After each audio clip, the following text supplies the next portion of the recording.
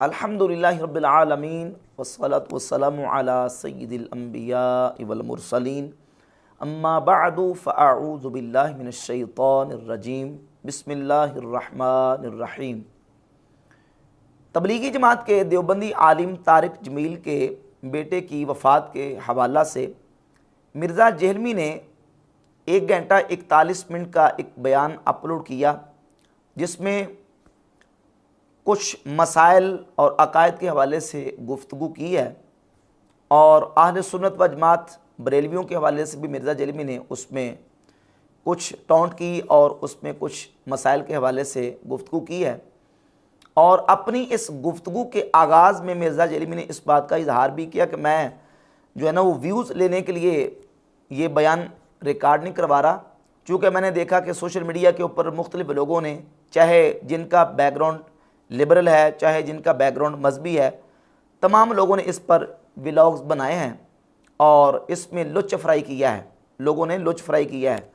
और बहुत सारे मसाइल इसमें वो हैं कि जो मजहबी हवाले से बहुत सारी चीज़ें इसके साथ जुड़ी हुई हैं, तो मैंने इस पर चाहा कि एक बयान अपलोड करूं। अगरचे मेरा कोई इरादा नहीं था कि उसे टॉपिक बनाया जाता, लेकिन चूंकि उसके साथ इतने अकायद जुड़ गए और हर शख्स ने आके, खा उसका ताल्लुक किसी मजहबी बैकग्राउंड से हो या किसी लिबरल बैकग्राउंड से हो, सब ने आके अपना लुत्फ़ फ्राई किया है, उसमें अपना हिस्सा डाला है।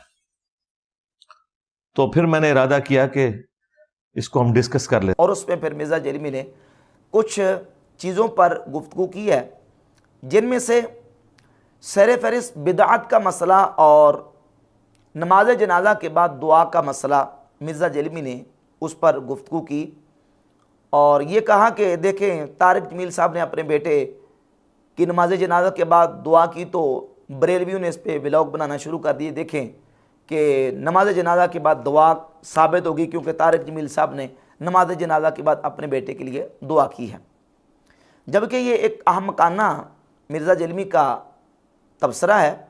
हकीकत यह है कि अहले सुन्नत व जमात नमाज जनाजा के बाद अगर दुआ करते हैं तो वो इसलिए नहीं करते कि किसी देवबंदी आलिम ने की हुई है इसलिए जायज़ साबित हो गई। हमारा जो तसव्वुर है मैं उसका आपके सामने बयान करता हूँ। इस तरह की बात जब की जाती है तो वो इल्ज़ामुल ख़स्म बिमा हुआ कायलू के तहत होती है कि देखिए तुम्हारे आलिम ने भी ये काम किया है। अगर ये अमल बिदअत है, जिस तरह के तुम फतवे लगाते हो, तुम्हारे मुकर्रिरीन और खुतबा और तुम्हारे उलमा फतवे लगाते हैं अहले सुन्नत के ऊपर कि ये जो आप नमाज जनाजा के बाद दुआ करते हैं ये बिदअत है और शरीयत में इख्तिरा है, तो अगर ये बिदअत है तो फिर बिदअत का फतवा तारिक जमील पर भी लगाओ, क्योंकि नमाज जनाजा के बाद दुआ तो उन्होंने भी किया है, लिहाजा वो तुम्हारे फतवे के मुताबिक बिदअती बनते हैं। और तुम्हारे वो उलमा जिन्होंने नमाज जनाजा के बाद दुआ करने को जायज़ करार दिया, उन पर भी बिदअत का फतवा लगाओ। जैसे कि ये मेरे पास किताब मौजूद है, फतावा दारुल उलूम देवबंद, इसकी जिल्द नंबर 5 है और इसके सफ़ा नंबर 375 पे सवाल किया गया और सवाल के जवाब में लिखा है। सवाल यह है कि बाद नमाज जनाजा कबल दफन चंद मुसल्लियों का सवाब के लिए सूरह फातिहा 1 बार और सूरह इखलास 3 बार आहिस्ता आवाज़ से पढ़ना और इमाम जनाजा या किसी नेक आदमी का दोनों हाथ उठाकर मुख्तसर दुआ करना शरअन दुरुस्त है या नहीं? तो जवाब, इसमें कुछ हर्ज नहीं। अब फतावा दारुल उलूम देवबंद के अंदर भी ये लिखा है कि नमाज जनाजा के बाद फातिहा खानी करके मैयत के इसाले सवाब के लिए दुआ करना, इसमें कुछ हर्ज नहीं, लेकिन इसको रस्म करना मिसले वाजिबात के इसको बिदअत बना देगा। हालांकि वाजिबात में से कोई नहीं समझता, नमाज जनाजा के बाद हम दुआ करते हैं तो इस दुआ को हम वाजिब नहीं समझते बल्कि एक मुस्तहब अमल समझते हैं। और किसी चीज़ का इस्तेहबाब साबित करने के लिए कोई दलील कतई का कतियो सबूत और कतियो दलाला का होना ज़रूरी नहीं है, बल्कि किसी चीज़ का इस्तेहबाब किस तरह साबित हो जाता है, ये थानवी साहब की, देवबंदियों के बहुत बड़े आलिम अशरफ अली थानवी साहब की किताब है बवादिरुन नवादिर। इस बवादिरुन नवादिर के सफ़ा नंबर 777 पे थानवी साहब ने लिखा है कि मुस्तहब तो सिर्फ इसी से ही साबित हो जाता है कि अन्नहु अहब्बहु उलमाउना, कि मुस्तहब को मुस्तहब इसलिए कहा जाता है कि इसको हमारे उलमा ने पसंद किया है और इसको अच्छा जाना है।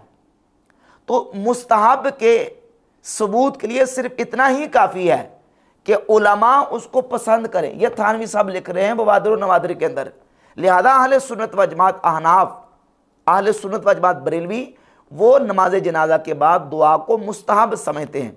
और जब हम किसी चीज़ को साबित करते हैं तो किसी चीज़ के सबूत के लिए ये ज़रूरी नहीं कि कोई चीज़ उसके लिए दलील ख़ास मौजूद हो।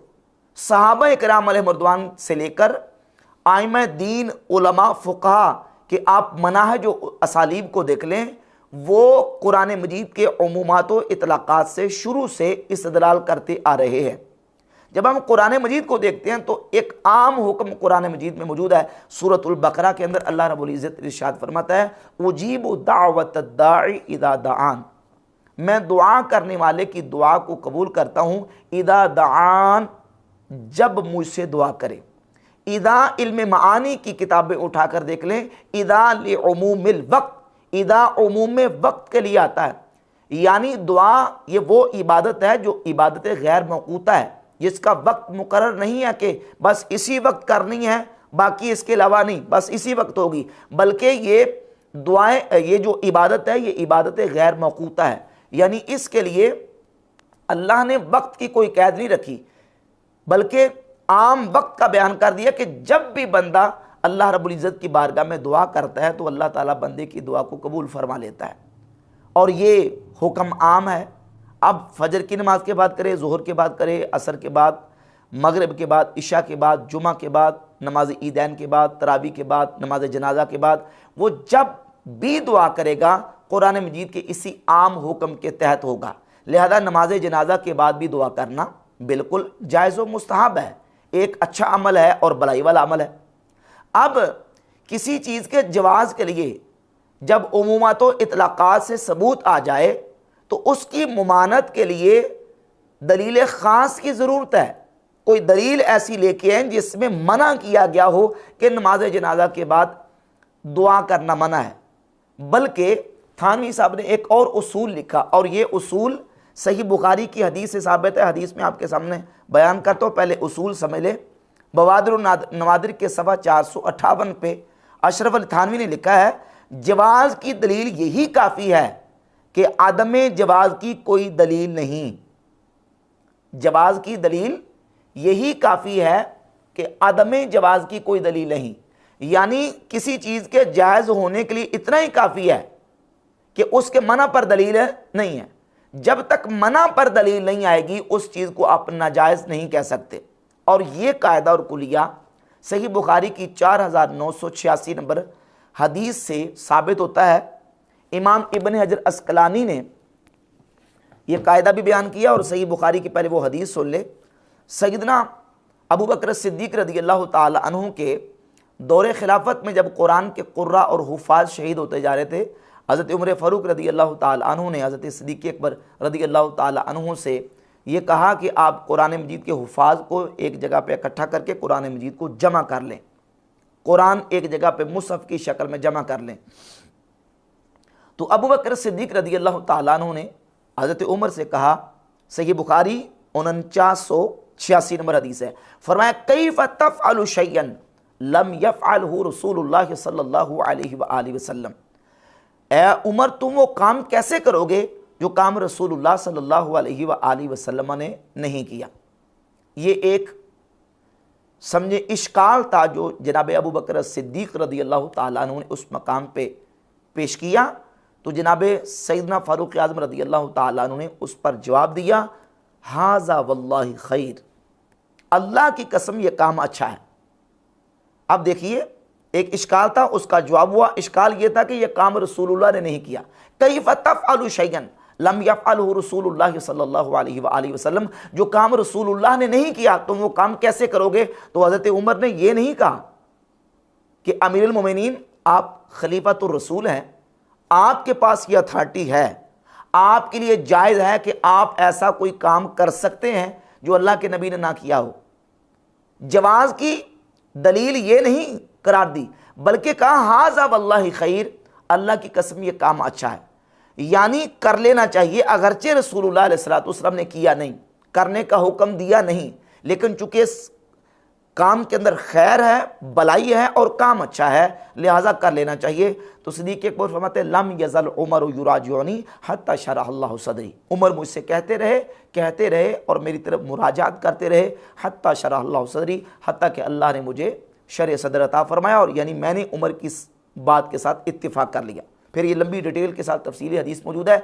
सहाबा इकराम अलैहिर्रिज़वान के दौर में ये इश्काल पेश होके इसका जवाब हो गया कि अगरचे काम रसूलुल्लाह सल्लल्लाहु अलैहि वसल्लम ने नाम भी किया हो, लेकिन वो काम भला हो, अच्छा हो, खैर वाला हो, तो वो काम करना दुरुस्त होता है और वो खैर की वजह से वो काम करना मुस्तहब करार पाता है, अच्छा करार पाता है। इस हदीस पर इमाम इब्न हजर अस्कलानी ने फतहुल बारी शरह सही बुखारी की जिल्द नंबर 19 के सफ़ा 16 पे 4986 नंबर हदीस के तहत लिखा, वक़द फ़हिमा उमर अन्न तर्क नबी सल्लल्लाहु अलैहि वसल्लम जमअहु ला दलालत फ़ीही अलल मनअ। हाफिज़ इब्न हजर अस्कलानी फरमाते हैं कि हज़रत उमर रज़ियल्लाहु ताला अन्हु ने यह समझा कि नबी करीम अलैहिस्सलातु वस्सलाम ने अगर कुरान करीम को एक जगह पे जमा करना नहीं किया, हुजूर ने उसको तर्क फरमा दिया, तो नबी अलैहिस्सलातु वस्सलाम का किसी काम को ना करना ये मना की दलील नहीं है। और यही ज़ाबिता और कायदा उलमा ने अपनी किताबों के अंदर लिखा है कि अल फ़िअलु यदुल्लु अलल जवाज़ व आदमुल फ़िअल ला यदुल्लु अलल मनअ। किसी काम का करना ये जवाज़ की दलील है और ना करना ये मना की दलील नहीं है। तो इसी बयान के मुताबिक सैयदना फ़ारूक़ आज़म रज़ियल्लाहु ताला अन्हु का जो बयान है और हाफिज़ इब्न हजर अस्कलानी का जो तबसरा है, उससे ये बात मालूम होती है कि जब किसी चीज़ के अंदर खैर और भलाई मौजूद हो, जब तक किसी ख़ास दलील के साथ उसकी मुमानत ना आ जाए और फिर वो मसला उमूमात व इतलाक़ात से भी साबित हो, तो उसको कोई मना नहीं कह सकता और उसको मना साबित नहीं कर सकता जब तक कि दलील ख़ास से मुमानत साबित नहीं कर देता। अब नमाज जनाजा के बाद जब दुआ की जाती है तो यकीनन दुआ ये दीनी अमर है और दुआ ये वो हुक्म है कुरान मजीद में जिसका सबूत उमूमात व इतलाक़ात से साबित है और ये इबादत गैर मौक़ूता है। उजीबु दाअवत दाई इज़ा दआन, जब भी अल्लाह की बारगाह में दुआ की जाए तो वो दुआ कबूल होती है, इसका वक्त मुकर्रर नहीं है। नमाज जनाजा के बाद भी यकीनन दुआ अल्लाह रब्बुल इज़्ज़त की बारगाह में मकबूल है। और फिर नबी पाक सल्लल्लाहु अलैहि वसल्लम की मामूलात से उसकी असल भी साबित है। इमाम तबरानी ने अल-मुजम्मुल कबीर तबरानी के अंदर एक हदीस बयान की है जिसको मजमू ज़वायद की जिल्द नंबर 3 सफ़ा नंबर 147 पे ज़िक्र किया, हदीस नंबर 4194, और इसकी सनद के बारे में लिखते हैं कि रवाहु तबरानी फिल कबीर व इस्नादु हसन। ये इसको तबरानी ने मुजमुल कबीर के अंदर जिक्र किया और उसकी सनद भी हसन है। और वो हदीस है कि नबी पाक सल्लल्लाहु अलैहि वसल्लम के सहाबी हज़रत तलहा बिन बरा रज़ियल्लाहु ताला अन्हु जब उनका इंतकाल हुआ, नबी पाक अलैहिस्सलातु वस्सलाम के सहाबा ने उनकी नमाज जनाजा पढ़ी। जब नबी अलैहिस्सलातु वस्सलाम की बारगाह में अर्ज़ किया गया सुबह के वक्त, तो आप सल्लल्लाहु अलैहि वसल्लम चूँकि हज़रत तलहा के वली अक़रब थे, आप अलैहिस्सलातु वस्सलाम उनका जनाजा पढ़ने के लिए उनकी कब्र पर तशरीफ़ ले गए। फ़जा हत्ता वक़फ़ अला कब्रिही, आप अलैहिस्सलातु वस्सलाम आए हत्ता कि आप उनकी कब्र पे खड़े हुए। व सफ़्फ़न नासु माअहू, जनाजा पढ़ने के लिए लोगों ने आप अलैहिस्सलातु वस्सलाम के साथ सफ़ बनाई। जब हुज़ूर अलैहिस्सलातु वस्सलाम ने जनाजा पढ़ा, सुम्मा रफ़अ यदैहि, फिर आप अलैहिस्सलातु वस्सलाम ने अपने हाथों को उठाया। फ़क़ाल अल्लाहुम्मल क़तलहता तदहकु इलैहि व यदहकु इलैका, या अल्लाह तलहा के साथ इस तरह मुलाकात फरमा कि तदहकु इलैहि, तू उसे देख के खुश हो और वो तुझे तेरे साथ मुलाकात करके खुश हो। नबी पाक अलैहिस्सलातु वस्सलाम ने तलहा बिन बरा रज़ियल्लाहु ताला अन्हु के जनाजा के बाद आप अलैहिस्सलातु वस्सलाम ने उनके लिए दुआ फरमाई। तो इससे भी इसकी असल साबित होती है कि नबी अलैहिस्सलातु वस्सलाम ने चूँकि जनाजा के बाद दुआ की, इसका सबूत मौजूद है हदीस हसन से, लिहाजा नमाज जनाजा के बाद दुआ करना ये एक अमल मुस्तहब है जो कुरान मजीद के उम्मत व इतलाक़ात से और दीगर इस पर तफसीली दलाइल मौजूद हैं, दलाइल से भी अल्हम्दुलिल्लाह ताला ये साबित होता है। और फिर देवबंदियों के अपने उलमा की किताबों के अंदर भी इसके जवाज़ के ऊपर जो ना वो फतावाजात मौजूद हैं। तो हम जब ये कहते हैं देवबंदियों से और देवबंदी उलमा से कि भाई देखें आपके उलमा हमारे ऊपर बिदअत का फतवा लगाते हैं, तो आप बताएं तारिक जमील साहब के ऊपर बिदअत का फतवा लगाएं, क्योंकि उन्होंने भी नमाज जनाजा के बाद दुआ अपने बेटे के लिए की है। इसके अलावा मिर्ज़ा जेलमी ने एक दूसरा मसला भी इसमें डिस्कस किया और एक ख्वाब की बुनियाद पे वो मसला डिस्कस किया। तो अगरचे उस ख्वाब की हम तईद नहीं करते, लेकिन जो असल मसला है उसको मैं बयान करना ज़रूरी समझूंगा। मिर्ज़ा जेलमी ने एक बयान पहले भी अपलोड किया था कि किताबों का खुदा और है और बाबों का खुदा और उसमें एक पॉइंट ये भी बयान किया था कि किताबें ये कहती हैं कि 3 दिन से पहले कुरान पाक को मुकम्मल नहीं कर सकते और इनके बाबे एक एक रात में पूरा पूरा कुरान पढ़ा करते थे, लिहाजा इनके बाबों का खुदा और है और किताबों का खुदा और है।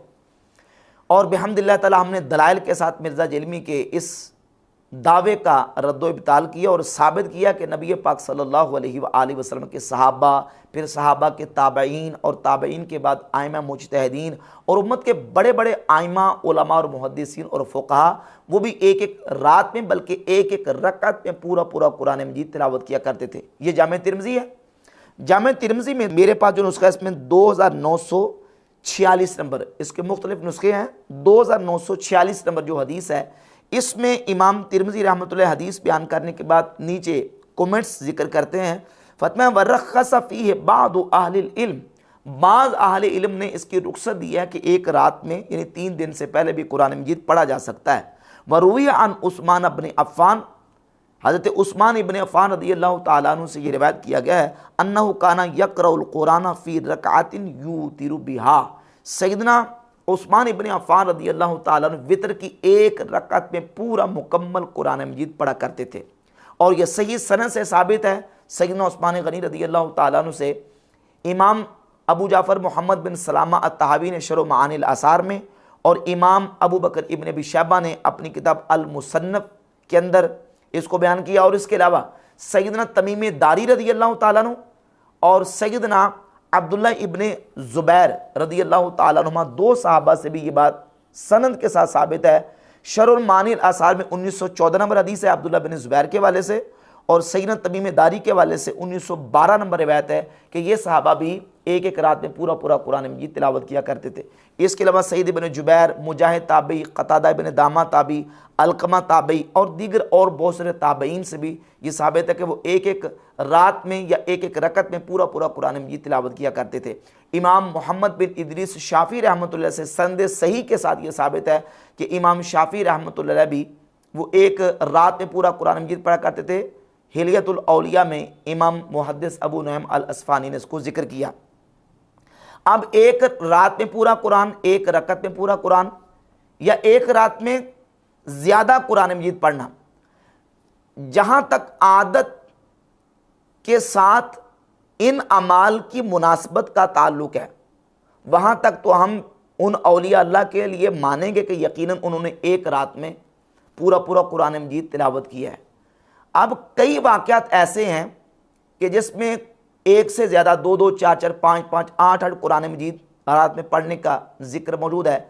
अगर तो वो सनद सही से साबित है तो फिर उसका जवाब कैसे होगा कि भाई एक रात में इतना ज़्यादा कुरान कैसे पढ़ा जा सकता है। तो उसका जवाब सुनने से पहले एक हदीस सुन लें।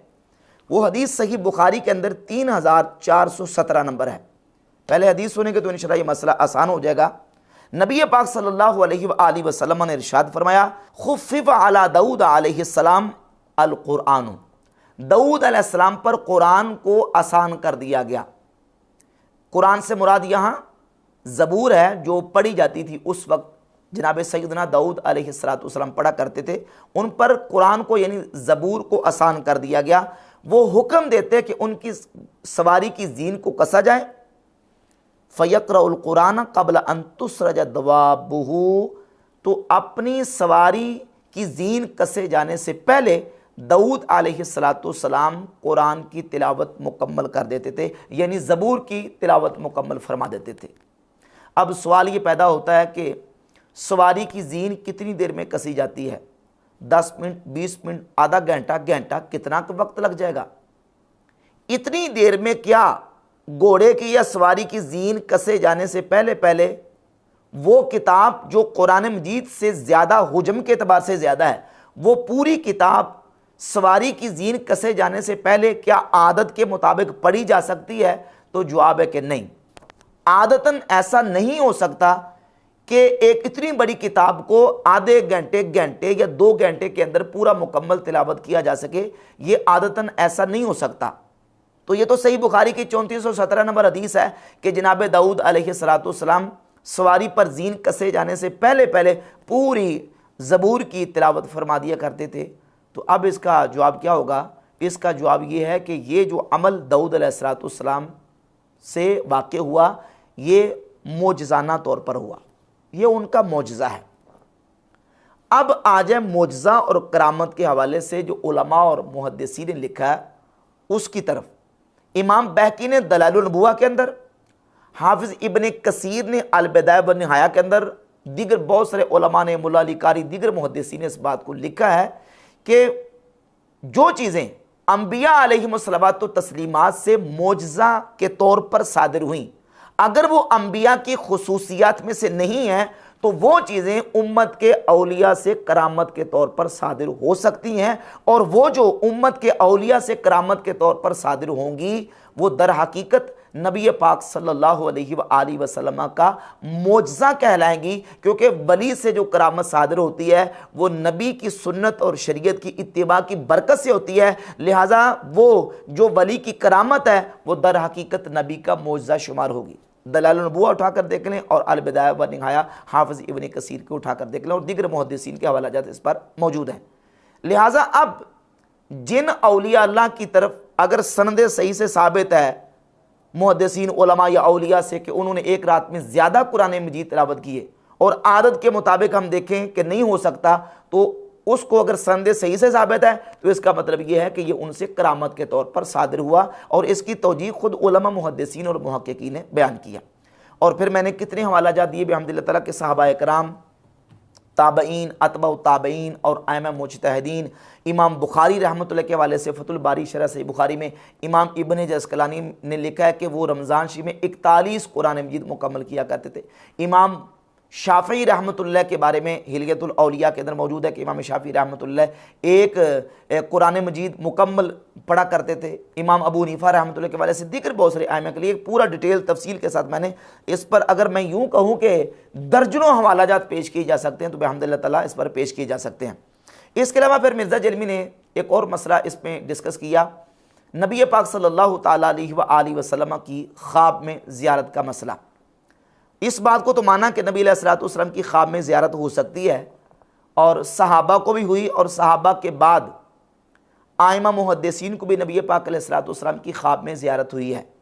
और सही मुस्लिम की 79 नंबर मुकदमा के अंदर जो इमाम मुस्लिम ने एक रिवायत जिक्र किया उससे इस बात को भी तस्लीम किया कि मुहद्दिसीन अहादीस की तस्दीक को तरदीद भी नबी सल्लल्लाहु अलैहि वसल्लम को ख्वाब में देख कर लिया करते थे।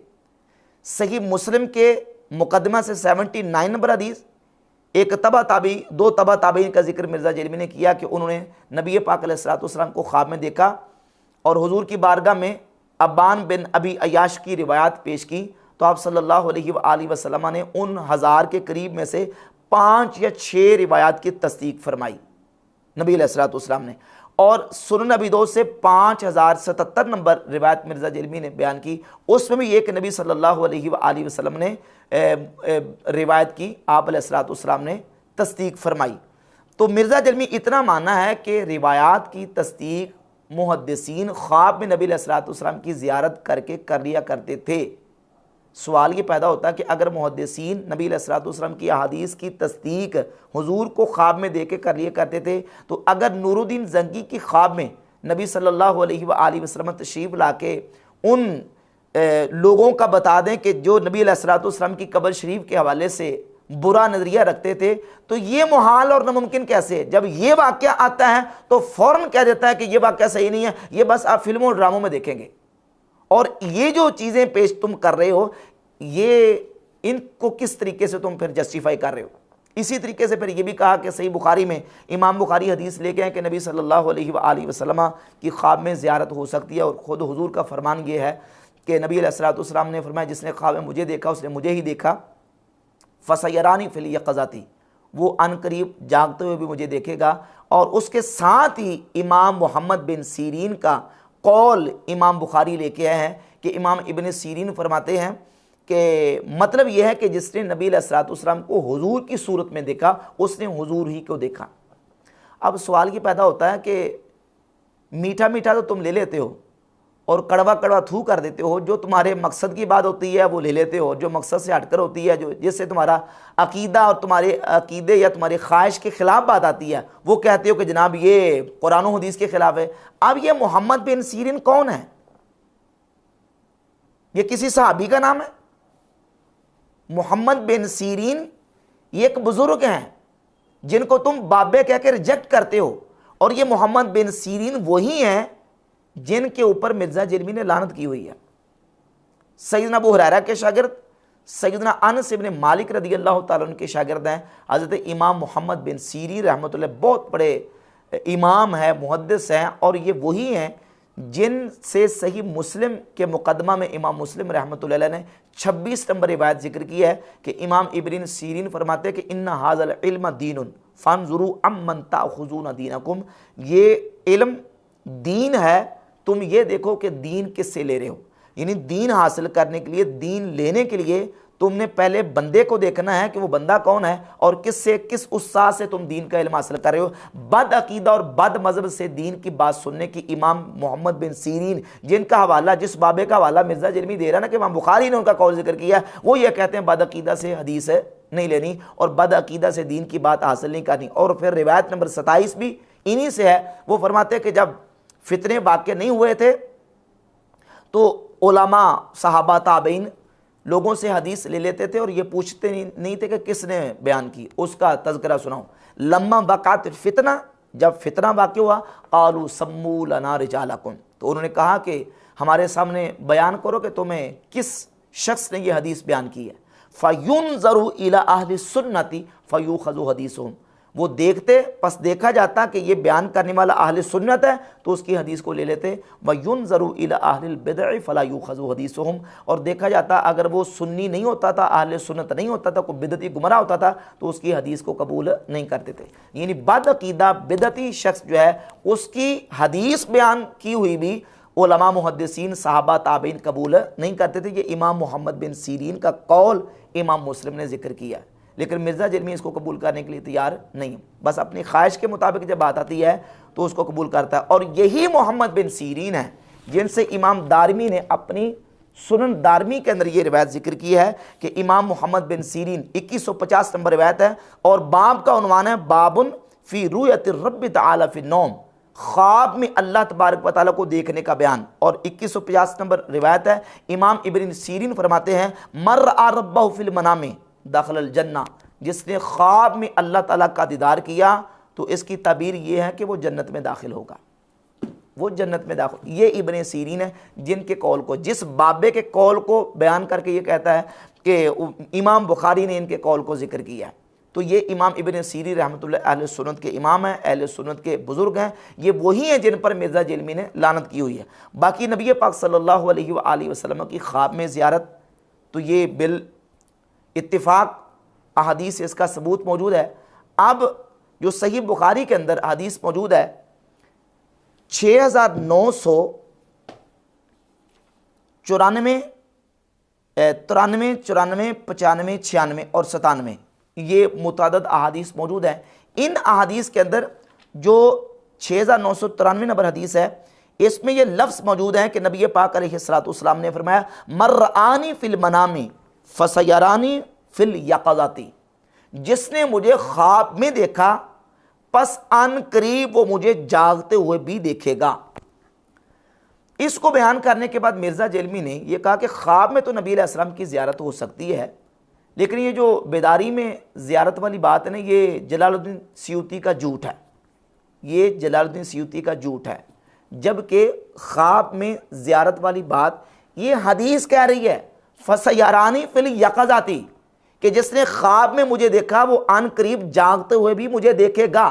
अब इसकी वजाहत के अंदर आइमा के अंदर, उलमा और मुहद्दिसीन के अंदर इख्तलाफ है। इसकी वजाहत क्या है कि जिसने ख्वाब में मुझे देखा वो अन करीब जागते हुए भी मुझे देखेगा, तो इसमें इख्तलाफ आया। एक बहुत बड़ी तादाद है उलमा की, मुहद्दिसीन और आइमा की, जिनमें से इमाम जलालुद्दीन अस्यूती रहमतुल्लाह अलैह, इमाम इब्न हजर मक्की हैतमी फतावा हदीसिया वाले, और अल्लामा आलूसी अपनी किताब रूहुल मानी के अंदर, और दीगर बहुत सारे उलमा ने इस बात को लिखा है कि नबी पाक सल्लल्लाहु अलैहि वसल्लम की ज़ात अक़दस की आलम बेदारी में भी ज़ियारत मुमकिन है। इस हदीस की बुनियाद पे अगरचे तशरीहात के अंदर इख्तलाफ उलमा के अंदर मौजूद है।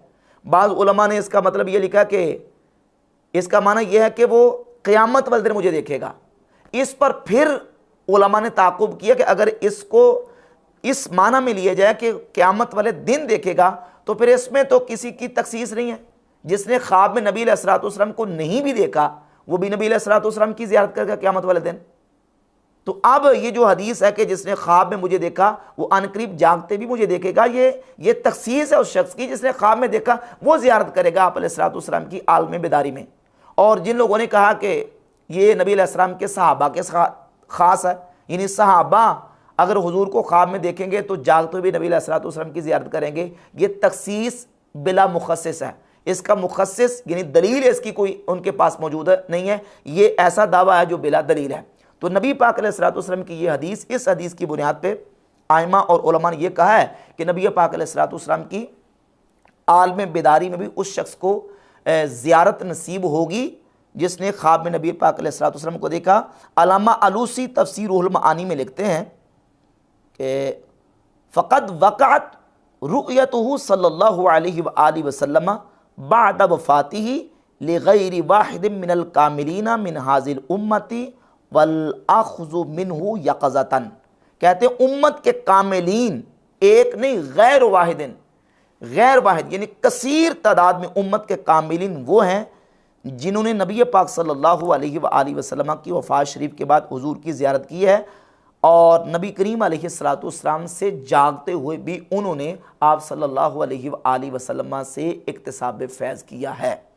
अल्लामा आलूसी ने लिखा, इमाम जलालुद्दीन अस्यूती रहमतुल्लाह अलैह का जो अल-हावी है उस पर इस मौजू पर पूरा उन्होंने एक रिसाला कायम किया, और उसमें दलाइल और फिर उलमा और आइमा के अक़वाल और उनके इरशादात लिखे हैं कि नबी पाक सल्लल्लाहु अलैहि वसल्लम की ज़ियारत जिसने ख्वाब में की है उसको आप सल्लल्लाहु अलैहि वसल्लम का आलम बेदारी में भी जो है वो हुजूर की ज़ियारत नसीब होगी। और दलील क्या है? दलील सही बुखारी की 6993, 94, 95 और 96, 97 ये अहादीस हैं कि रसूलुल्लाह अलैहिस्सलातु वस्सलाम ने फरमाया, मर्रानी फिल मनामी फसयरानी फिल यक़ज़ाती, जिसने ख्वाब में मुझे देखा वो अन करीब आलम बेदारी में, हालत बेदारी में भी मेरी ज़ियारत से मुशर्रफ होगा।